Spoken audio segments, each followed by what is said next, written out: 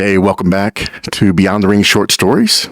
I'm your host, Jeff Wells, and I have the privilege of sharing with you some of the stories, some of the incredible things God has done in my 20 years Olympic ministry experience thus far.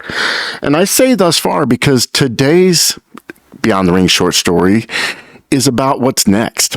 And so if you're tuning in for the first time, I've been privileged to be at the Olympic Games, both summer and winter, since the summer of 2000.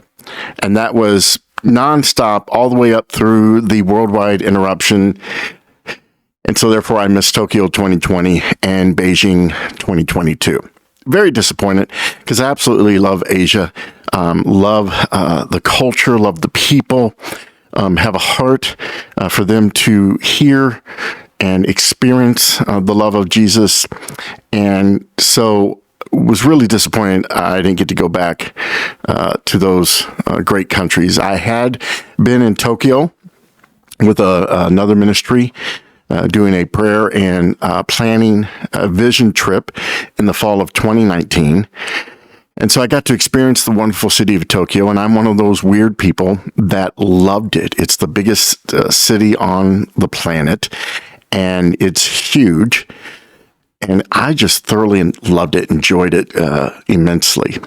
And then, of course, I've been to Beijing twice now, once in 2008 for the Summer Games, and then in 2011 when my entire family and I returned to Beijing on our way to another province where we met for the very first time in real life our youngest daughter, who we got to bring home Christmas of 2011. And so, and then in 2018, I got to go back to Asia in South Korea for the Pyeongchang 2018 Winter Games. So, been to Asia a few times, but missed those last two because I was really excited coming out of Rio 2016 because the next three scheduled Olympic Games were all Asia-based.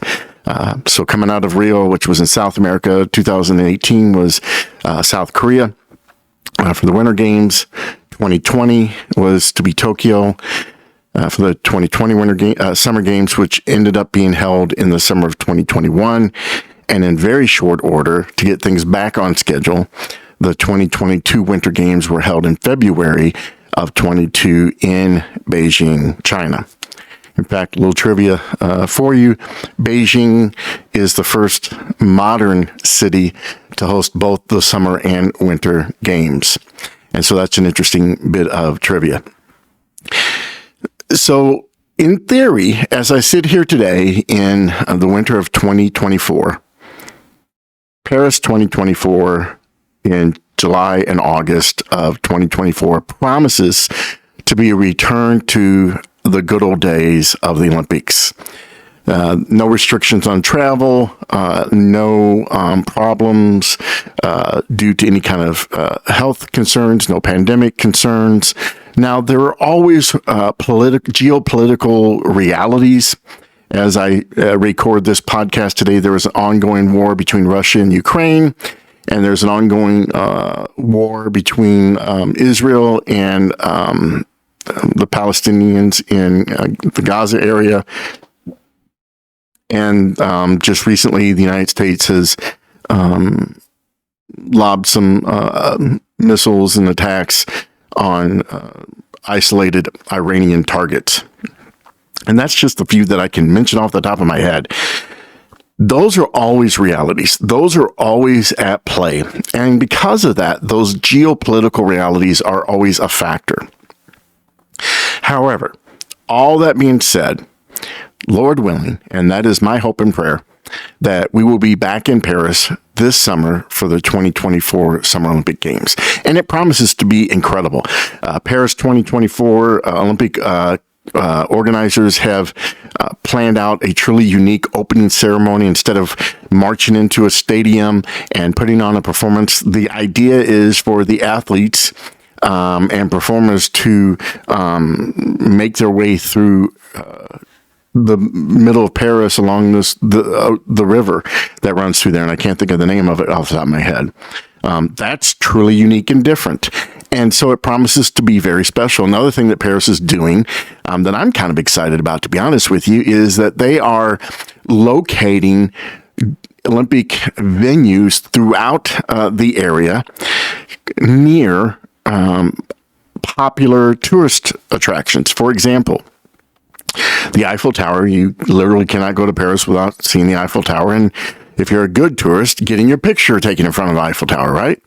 Well, they have the plan to put the beach volleyball venue, like kind of right in the pathway, if you will, of the Eiffel Tower. So literally between the Eiffel Tower and the beach volleyball venue is this huge park.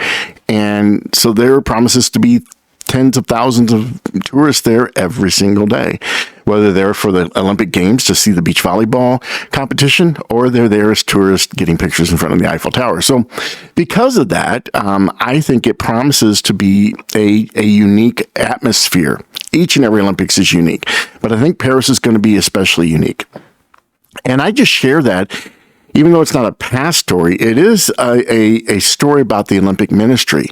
And as you've heard me share before, this summer, I'm multiplying the teams on the ground and developing my own team and ministry beyond the rings. We've created our own gospel pin. You can't see it very well, but this is it. This is what I mean by pins. They're lapel pins. So it's a pin that I'm wearing on my vest right now, but we'll be wearing on a hat and on a lanyard with other pins when I'm on the ground, so that I can use those to transition to gospel conversations using the Beyond the Rings Paris 24 pin. And so I share all that with you just as an exciting looking forward to what God's going to do in Paris 24. And I will share this with you, and I think this is where it's important to remember with any ministry that you may hear somebody talk about. As we get closer and closer to the summer, the opening ceremony is on July 26th. You begin to hear more and more about the Olympics. You hear more about the venues and athletes, and again, the geopolitical realities and how they may or may not impact the Summer Games. My encouragement to you and my ask is that every time you hear the Olympics talked about, whether it's from your favorite sportscaster or you're reading an article online or you're listening to a Beyond the Rings podcast, anytime you hear anything about the Olympics, just stop and pray. Pray that God would be at work in the Olympics. Pray for teams like Beyond the Rings and Action Ministries International and so many others who want to be there to engage in gospel conversations.